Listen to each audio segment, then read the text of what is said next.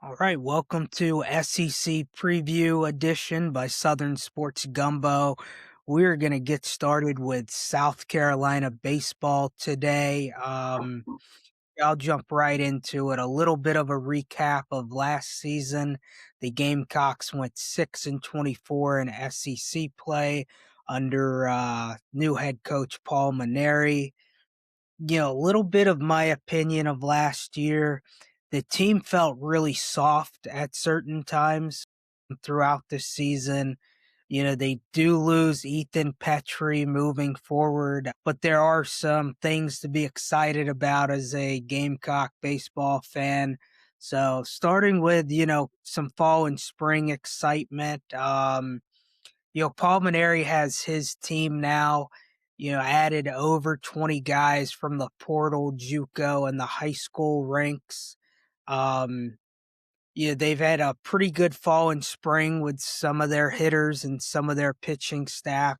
They were dealt a major blow about a week and a half ago when starting pitcher Jake McCoy got hurt. He's successfully had surgery, but he will be out about 12 to 15 months. So moving on to some of their key returners at the plate, KJ Scooby is moving from third base to shortstop. Bo Hollins will be playing first base again. He is coming back from a shoulder surgery, but has looked really good in his last two spring scrimmages. So I would say he'll either start at first base or start at DH to open the season. And then Talmadge LaCroix at catcher. He's expected to be healthy this season. He's a fifth-year guy in the program. Really bleeds the crimson and black, or the garnet and black, I guess. So he's another key piece on the mound. They do return Riley Goodman, who had to redshirt last year after being hurt as a freshman. Parker Marlatt has been really good in the fall and spring. He was a key relief pitcher. Brandon Stone, who started a lot last year and was in a relief role last year's back. And then relief pitcher Zach Russell is back as well. For some of their key additions in the field, Logan Sutter, a transfer from Purdue, is in. He hit 367 with 22 doubles, 15 homers, and 62 RBIs at Purdue last year. He'll likely be your opening day second baseman. Parker Evans is another guy I like a lot. He's a JUCO transfer. He'll play all over the infield. He could potentially be your opening day first baseman if Hollins isn't ready to go, but I think he ends up at third base. And then Ethan Lazama, the outfielder from Western Kentucky, who's coming off a 336 season, 18 doubles, 15 home runs, and 60 RBIs, is another key addition that I like a lot. Over to the mound for the Gamecocks. They dealt with the big blow to losing Jake McCoy. Alex Philippot from Florida is also likely going to be out until SEC play. But they've still got some nice pieces they brought in from retaining from last year to transfer portal guys this year. My favorite is Amp Phillips, a USC Upstate transfer. Went 7-2 last year with a 3.6 ERA through 84 innings. He was pretty instrumental on the USC Upstate regional team.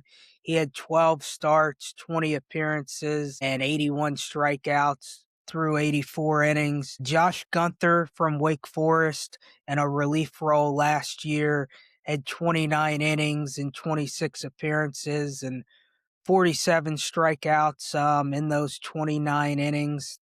So he's going to be their most trusted guy out of the bullpen. He's going to have the ability to go, 2, 3, 4 innings when needed. And then Josh Gregory, a ULM transfer, had 39 strikeouts and 33 and 2/3 innings last year with a 2.41 ERA. He's going to be their backstop closer guy this year. And then one freshman I really want to talk about in the field is Will Craddock. Um, Having a great fall and spring. I think he'll crack the lineup this year, regardless of if it's a DH role or if he is playing somewhere in the infield. I think he's too talented to keep off the field here. Kevin, any thoughts on what they bring back and what they add into this lineup this year? So to me, South Carolina is one of those teams that tough year last year, and they took a lot of portal guys. I think that's the most thing that stands out to me the most is how many guys they took in the portal. And I think when you take that many people in the portal, the question is how many of those guys can actually elevate to the SEC type play. When you look at a lot of the outfielders that they took, a lot of them have really good numbers and they had good performance where they were previously. Guys that hit over 300, hit 15, 16 home runs. So there's talent there. I think the question is, how does it elevate, from that? And I think so. I think they can score some runs, and I think they'll be better defensively up the middle. Maneri's always been good defensively up the middle. I think the biggest question mark I have for them is with Jake getting hurt, with McCoy getting hurt, what does that do to their pitching? And can they overcome the loss of really their number one guy on a team that wasn't real deep in pitching anyway? So I think they'll be more competitive than they were last year across the SEC. The question though is can that pitching elevate enough to get them in a position where they can finish maybe 10th in the SEC or somewhere, in that range. I think that's their best case scenario. I don't view the team as a team with a really huge ceiling. So I think their goal would be to finish, 10th or so, make the SEC tournament, and then possibly, if you can do that, sneak in the NCAA tournament. It's a tough league, and so when you're trying to rebuild things, there's a lot to it to be really good and competitive. Yeah, definitely. So on to their projected lineup. LaCroix will be their starting catcher. Hurt most of last season, only had 64 plate appearances. I'm gonna pencil in Bo Hollins as their opening day first baseman, since he's had three really good days since he's been back.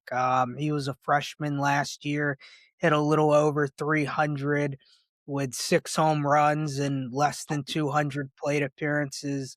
Um, and we talked about the transfers. Are they going to be able to elevate? Logan Sutter at second base. I know he's coming from the Big Ten, huge football, basketball conference. I do like him a lot, though. I think I don't know if he's going to hit 367 in the SEC this year, but I think he's going to be a pretty serviceable piece for them. There are some good teams in the Big Ten, especially on the West Coast. And you'll have Patrick Evans slotting into third base, the JUCO transfer. KJ Scooby, the freshman from last year who played third base, he'll be your starting shortstop this year. He showed a little power with 8 home runs last year. And then now the outfield is where it gets a little interesting for me. They've got Caleb Hoover, who's a transfer from Grayson College, from the JUCO ranks. Tyler Back, who hit 325 at Wofford, and then Luke Zuhas, who hit 320 at ULL, and then Ethan Lazama, the transfer from Western Kentucky. So Lazama is one of my favorite additions from the portal. Western Kentucky plays some quality competition throughout their season. So I think he's going to slot into either left or right field. If I had to predict their opening day outfield, I'd go Tyler Back, Luke Zuhas, and Ethan Lazama. The DH position's interesting to me because if Bo Hollins is in that DH role early, Patrick Evans is going to slide over to first. And I see a kid like Will Craddock moving into third base. And they've got a few other options there, but Craddock is at a really good spring, had a really great fall, and he's kind of got the body of a college SEC baseball player now. So with their weekend rotation, Riley Goodman's going to get the start next Friday for them. Amp Phillips, the upstate transfer, will be their Saturday guy. And then Brandon Stone will be their Sunday guy, with Josh Gunther being their lead guy out of the bullpen. Parker Marlette's looked good, like I mentioned earlier, in a relief role. Bradley Hodges, the transfer from Virginia, who had 8 starts and struck out 36 through 27 innings, will likely be their midweek starter. So I put together a list of 3 guys who I think are going to be breakout players. First is Amp Phillips. I know I've talked about him a lot. His fastball's in the mid 90s, slider in the low 80s. That's pretty filthy. Had a 36% whiff rate last year. Good curveball that he's been able to improve in the off season, and a serviceable changeup. So he's my mid major, small major pitcher to click for this team. Number 2, I've got Will Craddock, the shortstop freshman who can play all over the infield. He's coming in at 6'3", 225, right-handed batter. He's already built for college baseball with his size, and he's seeing the ball really well at the plate. So I think he'll have plenty of options at the DH role, may sneak into the infield role depending on performance of other guys. But I think his talent is one that Coach Paul Maneri is really going to want to get on the field early. And then my third breakout player candidate is Ethan Lazama from Western Kentucky.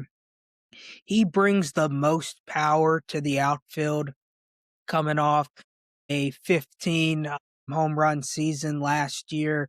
His strikeout rate was around 17% last year, but plate discipline and seeing pitches has been a huge focus for him since transferring to South Carolina. And he's got a solid arm, so he can play right field or left field. So, little breakdown on the South Carolina schedule now. They do have a 4-game series with Clemson early on, which is really cool. It's a Friday through Monday series. They play 2 games at Carolina, 2 games at Clemson. When they get into the SEC, they've got one of the tougher schedules. At home, they've got Arkansas, Texas, Mississippi State, Kentucky, and Alabama. On the road, they go to Florida, Georgia, LSU, Vanderbilt, and Missouri. They do miss Tennessee and Auburn. So, the Vandy and Florida challenges on the road, along with LSU, are going to be tough series. Even traveling to Georgia, which that ballpark is a little friendly to all hitters in Athens. Um, the home games with Arkansas, Texas, Mississippi State, and Kentucky. Those are 4 teams that are preseason top 25. Arkansas, Texas, and Mississippi State all have extremely high aspirations and expectations for this season.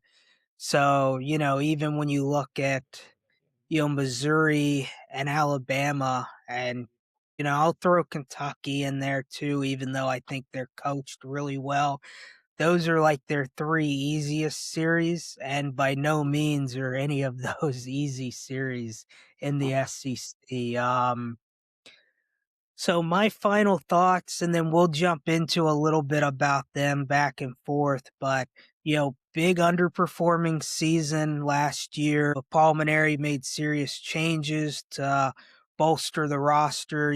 Bringing in over 20 guys from the portal, JUCO, and high school ranks. I do like KJ Scooby moving to shortstop, and Bo Hollins as 2 big bats in the lineup every day. LaCroix behind the plate brings a really good presence. And then with Logan Sutter and Ethan Lazama both coming off 15 home run seasons, I think this is going to be a much improved offensive club, even with the loss of Ethan Petrie. And on the mound, I mean, Jake McCoy was a big blow to this team.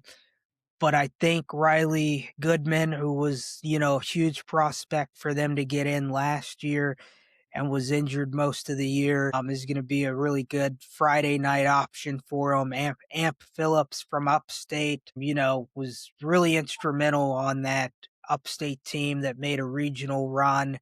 And then Brandon Stone is a guy who's pitched in a lot of games, especially last year for the Gamecocks, both as a starter and relief guy. With a very tough conference schedule again this year, and the entire conference really upgrading their rosters. The question to me is how quickly can this new group gel and get rolling? As I mentioned, that 4-game series against Clemson in early March is going to provide some insight as to how well this team can be this year. They're currently projected 15th in the SEC. I do like the pieces they brought in and the job that, Paul Maneri's done throughout his career at places. He's a national championship coach. He's won a lot of games and knows how to get guys to buy in and play. I think with the pieces he brought in, if things go right or just don't go bad, I can see this team getting to, 13 and 17 or that 15 to 15 range, still in a few games in series. Which, in my opinion, if they can get to even 14 and 16, I think that's enough if they take care of business with Clemson early on for them to get into the tournament. So, I think that they can be a 3 seed in a regional, have a lot of things to build on going into 2027. They're a relatively young roster. Um, especially on the pitching side. They've got some guys who will have some time to come back. And, they're going to return Bo Hollins and KJ Scooby again for 2027, along with guys like Tyler Back and Caleb Hoover. And then, Will Craddock's going to be a huge piece for the future of Carolina baseball. But I think they've assembled a roster good enough to make postseason this year. What are your thoughts, Kevin? So, you talk about people or players that you really like, and I totally agree with you on Amp as a pitcher. I like him. I like Logan Sutter. I like Ethan Wazama. Two guys I also kind of like from the JUCO ranks just because of the power that they bring. And that's Caleb Hoover and Dawson Harmon. Harmon's an infielder, Hoover's an outfielder. If they could get one of those guys to hit, because both those guys hit over 15 homers in JUCO, if they could get one of those guys to hit, it would improve their offense. I'm probably not quite as optimistic as you are on their record, just because in the pitching with losing Jake McCoy, I think it's going to be very hard for them to get to 14 and 16 because I think most Friday nights they're going to take an L in the SEC. We talk about how good the SEC is in football. The SEC is best in baseball across the country. Been that way for 25 years. You look at just the different teams that have won the College World Series. So it is really, really tough to win. I think they might be able to get to 13 and 17. And 13 and 17, I think will get you in the NCAA tournament, especially with the non-conference games that they play. So that I would probably lean, 13 and 17, 12 and 18 in the SEC as being more realistic as to what I feel like they could do. And they certainly are going to have a pitcher that steps up. I like what they've done offensively. I like what they've done to their lineup. Scobie and Hollins, you mentioned them. They're good. Sutter at second. They've got options at third. And again, Harmon, that's a role he could slip into. And then they got 4 or 5 guys that could step into the outfield and play well. So I think their everyday lineup that they can throw out on the field is going to be actually pretty solid. I just think the pitching is going to losing McCoy. I think just That's a tough one to overcome. Very few teams in the SEC could lose their number one guy and not have it impact them. So that's where I just, feel on that. There's Texas, LSU, those teams could lose their number one and still bounce back from it. Most of the teams in the SEC though could not. Yeah, no, I agree, and with South Carolina, I think they've got a lot of guys who are, like, good 2s and 3s on that team, which obviously losing McCoy's a huge blow, but I'm not as worried about Saturdays and Sundays with them, and some of their matchups, yeah, there's probably 6 Friday night guys in the SEC that I would put above everybody else. And, after that, they're all, pretty similar from a Friday night standpoint. Like, I think Riley Goodman is a little bit underrated coming back from Okay. injury. He's throwing it in the mid to upper 90s. He's looked really good in spring scrimmages here. So, yeah, we don't know anything until they take the field on the 13th. With a lot of my prediction there, it was if things go right. But as we've seen in college baseball, things can go wrong in a hurry too. So yeah, In that's seconds. a wrap on South Carolina baseball. So remember to like, follow, and subscribe, and we'll be back with another team soon.